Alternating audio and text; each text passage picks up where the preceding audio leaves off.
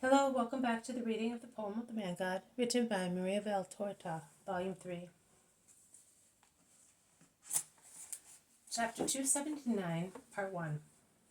The 72 Disciples report to Jesus what they have done. September 1945. The 72 disciples come back at the long twilight of a clear October day with Elias, Joseph, and Levi. They are tired and covered with dust, but so happy.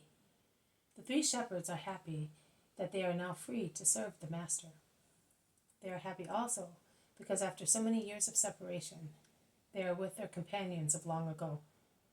The 72 are happy because they have accomplished their first mission satisfactorily. Their faces shine more than the little lamps which light up the little tents built for the large group of pilgrims. Jesus' tent is in the center, and under it there is the Blessed Virgin with Margium, who helps her to prepare supper. Around it there are the tents of the apostles. Mary of Alphaeus is in the tent of James and Judas. Mary Salome and her husband are in John and James's. In the one near it there is Susanna with her husband, who is not an apostle or a disciple, officially. But he must have made a claim to stay there, since he granted his wife permission to be entirely of Jesus. Then around them there are the tents of the disciples, some of whom are with their families, some without. And those who are alone, as most of them are, have joined one or more companions. John of Endor has taken in the solitary Amastius, but he has endeavored to be as close as possible to Jesus' tent, so that Margium often goes to him, taking one thing or another, and cheering him up with the words of an intelligent child who is happy to be with Jesus. Mary and Peter, and at a feast as well. After supper, Jesus goes towards the slopes of the olive grove, and the disciples follow him all together. When they are far from the babel and the crowd, after praying together, they report to Jesus in greater detail than they were able to do before, among those going and coming. And they are amazed and happy when they say, "Do you know, Master, that not only diseases, but also demons obeyed us because of the power of your name? What a wonderful thing, Master! We poor men were able to release a man from the dreadful power of a demon, only because you had sent us." And they tell of many cases which happened here or there. Only of one possessed, they say. His relatives, or rather his mother, and neighbors brought him to us by force. But the demon scoffed at us, saying, "I have come back here by his will, after the Nazarene had driven me out, and I will not leave him again, because he loves me more than he loves your master, and he looked for me." And with indomitable strength he suddenly tore the man away from those who were holding him, and hurled him down a precipice. We ran to see whether he had been dashed to pieces. He had not. He was running like a young gazelle, repeating curses and quips, not really of this world. We felt sorry for his mother, but can the demon do all that? All that and much more, says Jesus sadly. Perhaps if you had been there. No, I admonished him, "Go and do not relapse into your sin." But he did. He knew he wanted evil, and he agreed. He is lost. There is a difference between a man who is possessed the first time through his ignorance, and a man who wants to be possessed, knowing that by doing so he sells himself again to the demon. But do not speak of him. He is a member cut off without hope.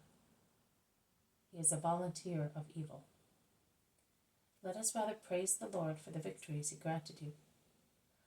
I know the name of the culprit and the names of those who have been saved.